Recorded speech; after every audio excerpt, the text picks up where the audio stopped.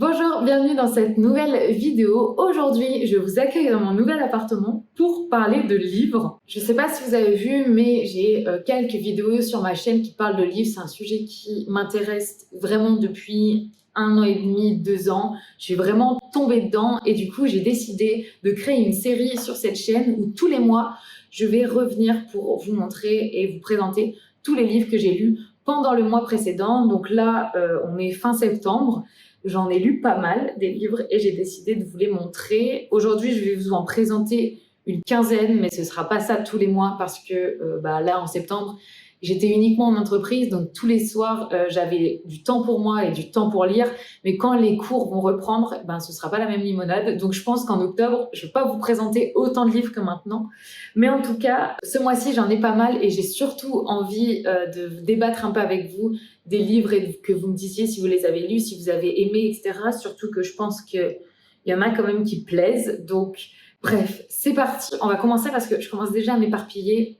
Il ne faut pas que la vidéo soit trop longue. Le premier livre que j'ai lu en septembre, c'est La vie après l'ego de Dogo Barry Graham. Donc déjà, je trouve la couverture de ce livre super jolie. Elle est toute rose pâle. Vous, je pense qu'elle ressort un peu blanche, mais elle est toute rose pâle et l'ego est écrit un peu en relief dessus. Moi, j'aime trop la couverture de ce livre. Je le trouve très très jolie. Et en fait, il parle Dogo Barry Graham. C'est un moine bouddhiste écossais qui écrit un livre en fait sur la petite voix qu'on a dans notre tête qui est souvent pas très sympa avec nous. Je l'ai trouvé assez bien. Je vais pas vous mentir, j'ai oublié d'annoter ce livre comme tous les autres. En fait, j'ai acheté ça récemment pour pouvoir annoter mes livres et pour pouvoir vous faire une revue assez détaillée quand je vous présente les livres et pouvoir vraiment expliquer pourquoi j'aime ou non certains livres. Mais j'ai totalement oublié de le faire. C'est-à-dire que ça a été rangé dans un tiroir. Et en fait, je m'en suis jamais servi. Et vraiment, il faut que j'y pense parce que c'est tellement intéressant. Même moi, si je reprends un livre, je peux le rouvrir, par exemple, pour toujours plus de Léna Situation. Il est plein de post-it. J'en ai plein d'autres qui sont plein de post-it, mais je ne sais pas pourquoi j'ai arrêté de faire ça. Il faut que je recommence. Surtout que là, ils sont trop sympas, mes petits post-it. Donc bref, il faut que je recommence. En tout cas, vu que je ne l'ai pas annoté, je me rappelle plus exactement ce qui m'a plu dans ce livre. Je sais qu'il était bien parce que ça te montre tous les moments où ton ego parle et que tu ne t'en rends pas compte et comment faire pour le laisser de côté et qu'il soit moins envahissant. Ça, c'est un livre qu'il va falloir que je relise parce que je l'ai pas assez dans la tête et je pense que j'étais pas assez concentrée quand je l'ai lu. J'ai pris trop de temps à le lire et donc du coup, quand tu espaces trop tes lectures, forcément, tu te rappelles plus, t'as plus le fil en fait de toute l'histoire. Donc c'est un livre bien, mais il faut absolument que je le relise. Pour les livres qui suivent, j'avais énormément envie de connaître un peu plus Simone Veil. Je connaissais le personnage, je connaissais un peu le fait qu'elle avait fait de la politique et qu'elle avait aidé les femmes, mais c'est tout ce que je connaissais. Vraiment, je n'étais pas très cultivée à ce sujet-là et j'ai voulu m'y intéresser parce que je pensais que ces valeurs pouvaient résonner en moi. Donc je suis allée à Cultura et j'ai demandé de me présenter les livres qui parlait de Simone Veil. Le premier livre que j'ai acheté sur Simone Veil, c'est Simone Veil, L'aube à Birkenau de David Teboul.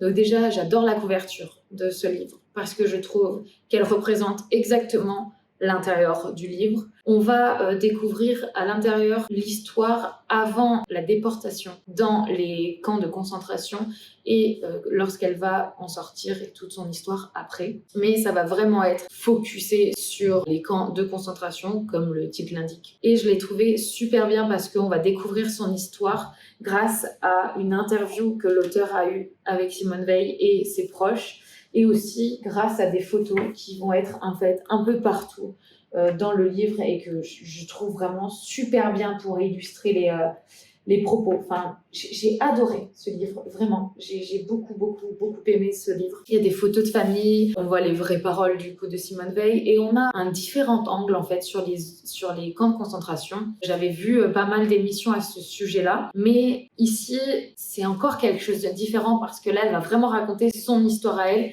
et pas quelque chose en général. Donc c'est extrêmement fort comme témoignage malgré tout. Il faut quand même faut être prêt à lire quelque chose sur les camps de concentration. Mais c'est tellement précis et juste en fait. Le ton qui est employé par l'auteur pour décrire tout ça, pour retranscrire l'interview, etc. Enfin, vraiment, je l'ai trouvé au top, ce livre. Je ne sais pas si je le relirai parce que, quand même, faut avoir les épaules quand même pour lire ça. N'hésitez pas, si ce sujet vous intéresse, si la personne vous intéresse, foncez, lisez-le. C'est toujours de toute manière intéressant d'apprendre sur notre histoire et sur ce qui s'est passé. Le deuxième livre de Simone Veil que j'ai lu, c'est La cause des femmes et des enfants. Donc, j'ai vraiment enchaîné avec celui-ci. Et ce qui était intéressant, c'est que la fin de L'aube à Pirquenot, c'est le début de ce livre-là. Donc, c'est-à-dire qu'ici, on parle très, très peu des camps de concentration.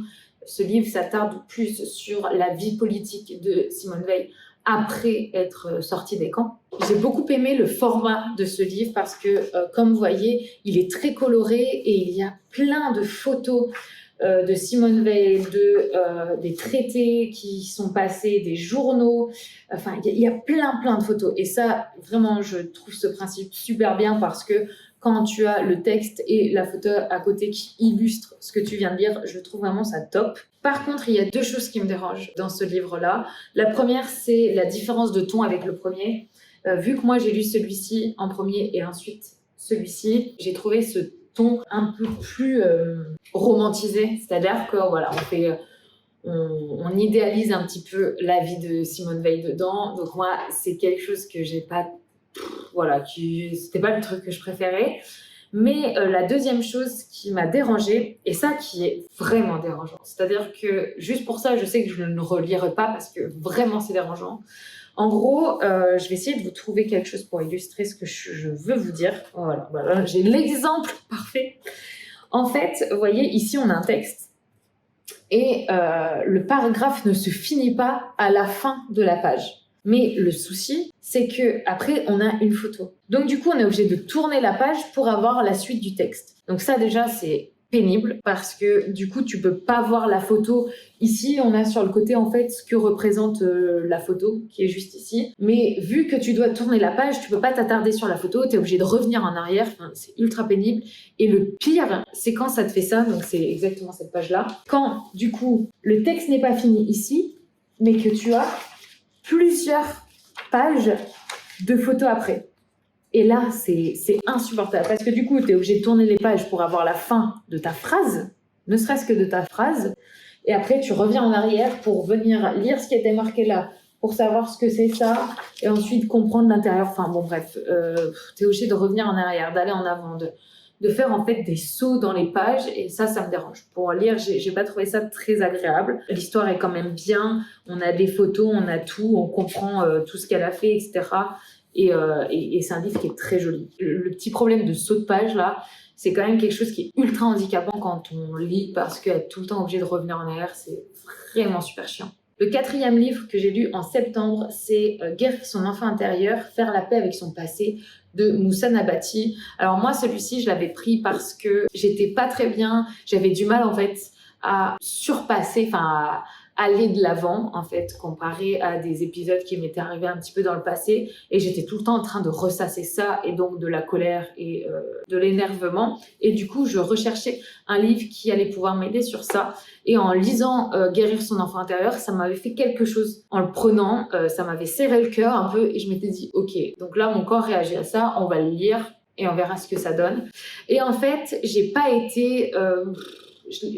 trop apprécié lire ce livre parce que, en gros, Moussa Nabati, c'est un psychanalyste, thérapeute et chercheur. Et dans ce livre, il raconte certaines expériences de ses patients. Donc, on découvre que ses patients ne vont pas bien et lui, il va revenir dans leur passé pour comprendre l'élément, en fait, qui a pu faire qu'actuellement, plus âgés, adultes, ils se sentent pas bien. Et alors, le principe est super bien parce que je pense vraiment que beaucoup de choses arrivent de l'éducation et de l'enfance. Par contre, sur tous les témoignages, quand on revenait dans le passé de la personne, on se rend compte qu'il y a souvent maltraitance, sévices sexuels, etc. Et du coup, j'ai eu du mal, par chance quand même du coup, parce que ça veut dire que je n'ai pas vécu ça, et je comprends que dans certains témoignages, du coup, ce soit dû à ça. Mais j'ai pas réussi à m'identifier totalement parce que à chaque fois, c'était lié à de la maltraitance ou à des sévices sexuels, des agressions, etc. Et ça, c'est en plus des sujets qui sont assez durs pour moi. Enfin, j'espère que ça l'est pour tout le monde, bien sûr. J'attendais par ce livre de régler des petits problèmes que j'avais. Bon, ça déjà, c'était un peu compliqué. Et ben, ça a pas marché, donc j'ai pas réussi à m'identifier. Et puis voilà, ça parlait aussi de violences sexuelles, etc. J'étais pas à l'aise. C'est pas des sujets. Voilà, j'aime regarder des reportages avec des vrais témoignages, etc. Mais de là à le lire, parce que lire, ça dure plus longtemps qu'une heure, quoi. Tu lis un livre, c'est souvent assez long, surtout quand t'as pas mal de pages comme là, où il y en a 400. Et ben en fait, tous les jours, moi je le lis aussi dans mon Miracle Morning, tous les matins. Lire voilà, des choses sur les violences sexuelles, les maltraitances d'enfants et tout, c'était ultra dur pour moi. Donc du coup, voilà, j'avais pas un super bon souvenir, mais si ça a été votre cas, si voilà, vous avez eu un passé très dur comme ça, eh ben, n'hésitez pas à le lire parce que peut-être qu'il y aura les clés, certaines clés en tout cas dedans, pour vous aider à vivre mieux le moment présent. Depuis tout à l'heure, en fait, il y a le ventilo et donc parce qu'il fait chaud, mais du coup, j'ai plein de cheveux qui viennent se coller à mes cils et tout. C'est assez pénible vu qu'il est sur le côté.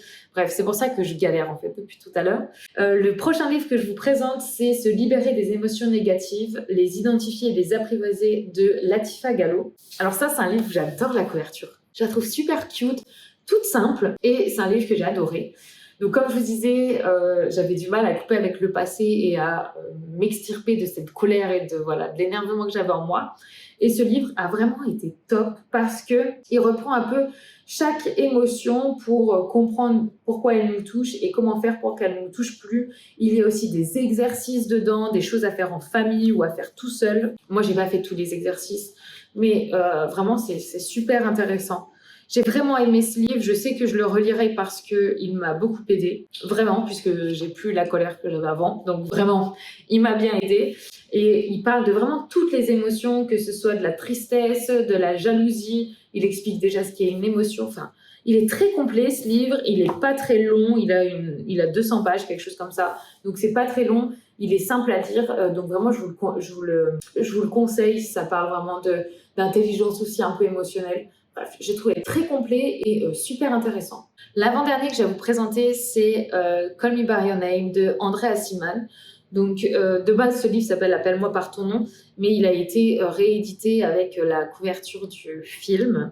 Alors moi, j'avais vu le film parce que mon frère l'adorait. J'ai acheté le livre parce que je me suis dit, voilà, j'ai envie de trucs un peu plus romantiques, un peu plus beaux dans les descriptions, parce que là, je m'étais quand même tapé du Simone Weil et ensuite 2 livres sur de la maltraitance et des émotions négatives. Donc là, comment vous dire que j'avais besoin de romantisme, de choses un peu plus légères. Et en fait, il s'est avéré que ce n'était pas du tout ce que j'avais dans la tête, en fait, de ce que je me rappelais du film. En même temps, ça faisait un moment que j'avais vu le film. Mais je m'attendais à ce que l'Italie... En fait, déjà, Call Me By Your Name, c'est l'histoire d'un jeune homme de 17 ans qui va tomber amoureux d'un homme qui s'appelle Oliver, qui vient passer l'été chez lui pour travailler avec son père, donc il est plus âgé que le jeune homme de 17 ans. Et en fait, voilà, une histoire d'amour va se créer entre les 2 hommes. Et vraiment, moi, dans le film, c'est en Italie, c'est super beau. Enfin, moi, je trouve ce film très, très beau, les belles musiques. Il est très esthétique, ce film. Et du coup, je m'attendais à avoir beaucoup de descriptions de l'Italie. Je sais pas pourquoi, dans ma tête, c'était l'Italie. Je voulais une description de l'Italie. Je sais pas ce qui se passait. Mais ce n'était forcément pas exactement le cas. On a un petit peu de description de l'Italie, mais surtout, la grande majorité du livre, bien sûr, décrit les sentiments qui se passent, en fait, tout ce qui se passe à l'intérieur de ce jeune homme, avec un langage assez cru aussi sur ses émotions, sur sa sexualité et tout. Mais vraiment, il est pas mal ce livre. J'aime beaucoup le dénouement de ce livre et j'aime le ton et le vocabulaire qui est employé. C'est quelque chose d'assez soutenu mais léger. Enfin, je sais pas comment dire. Vraiment, j'aime beaucoup l'esprit et l'esthétique en gros un peu de ce livre. Très très agréable. C'était un peu long à se lancer. Je pense que vu que je m'attendais pas à ce que ça parle uniquement du jeune homme, je m'attendais à être plus emportée en Italie, comme je vous ai dit, mais là c'était vraiment, ça a eu du mal avant qu'il y ait vraiment une liaison avec l'autre gars, et donc du coup J'étais là, waouh, c'est un peu long, mais une fois que t'es dedans, par contre, là, c'est cool. Mais c'est au bout de au bout de 100 pages, quoi, qu'il se passe quelque chose un peu physique et tout. Sinon, avant, c'est un peu du rêve, de l'imagination et tout.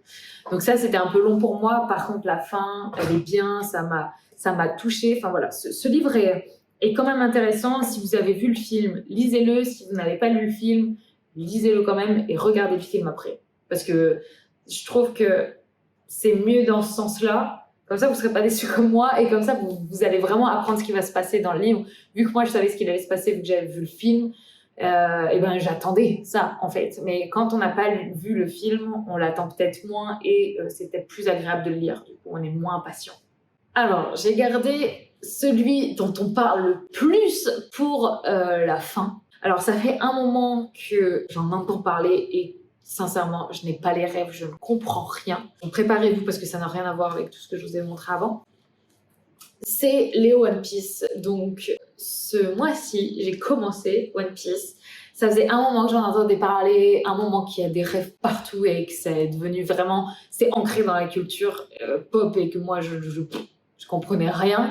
Donc du coup, j'ai décidé de m'y mettre. J'ai acheté le premier et là, je suis en train de lire le tome 9. Alors, que dire? Déjà, c'est très touchy de parler de One Piece parce que moi, je suis juste quelqu'un qui débute, même si j'en ai lu 8, il y en a 102, quelque chose comme ça. Je sais plus combien, il y en a énormément et il y a beaucoup de fans de One Piece. À chaque fois que j'en parle dans mes stories, j'ai plein de messages après dans mes DM. Donc voilà, je sais que c'est quelque chose d'assez touchy de parler de One Piece, surtout en tant que débutante, parce que je vais me tromper dans à peu près tout ce que je vais dire.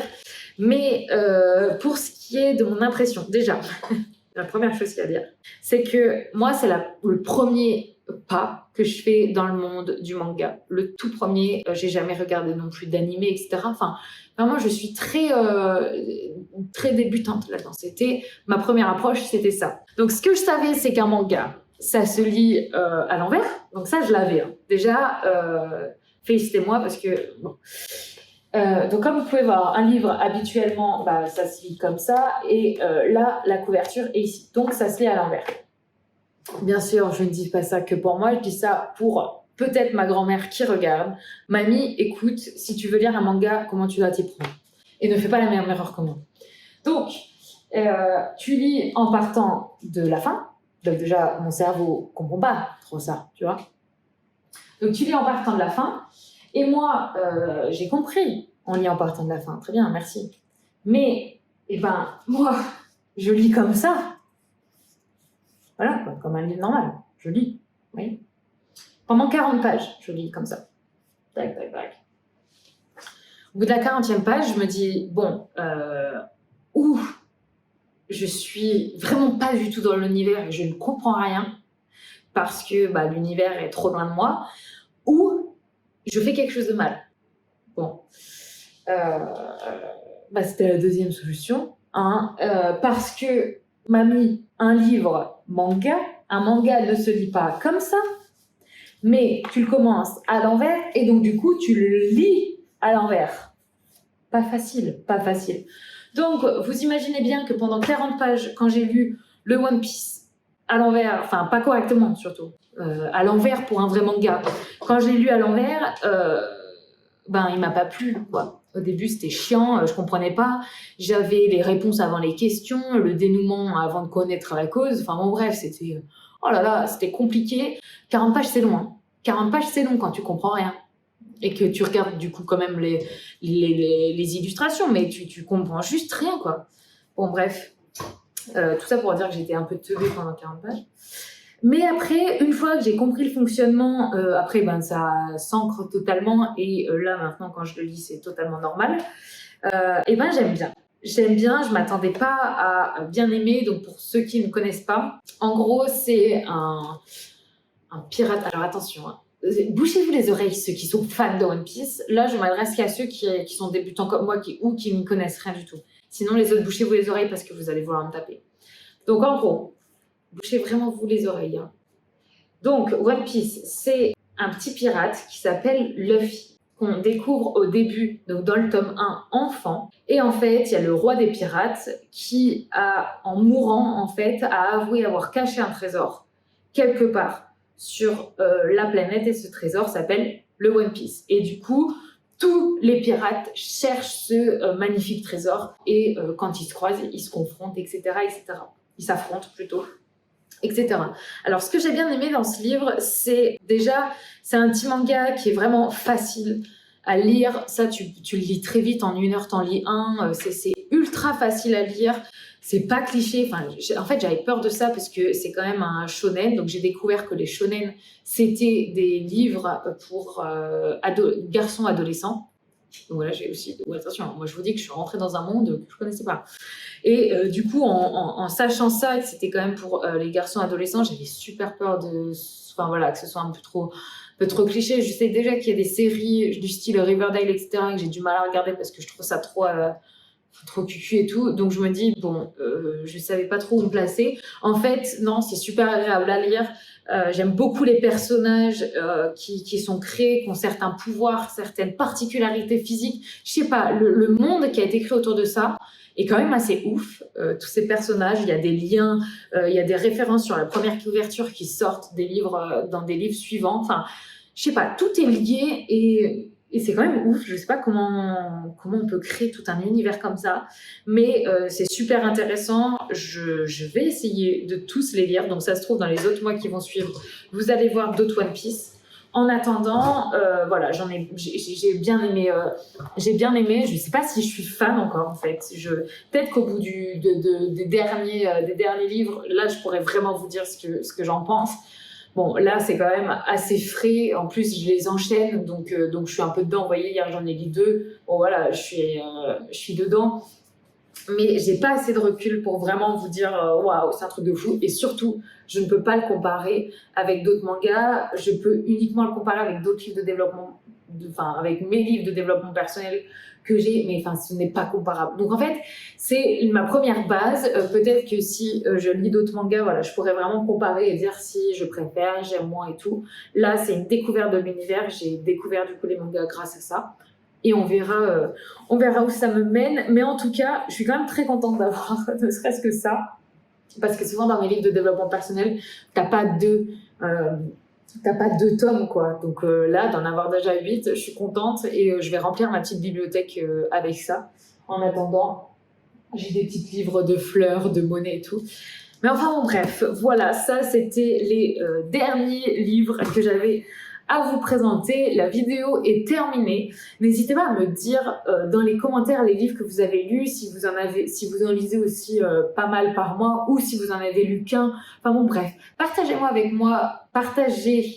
avec moi vos expériences, ça m'intéresse, et vos livres surtout, parce que toujours à la recherche des livres, je vous dis ça dans toutes les vidéos, mais c'est vrai, tous les livres que vous me dites, ils sont ajoutés dans ma wishlist, sauf que je pense jamais regarder ma wishlist quand je vais acheter en librairie mes livres.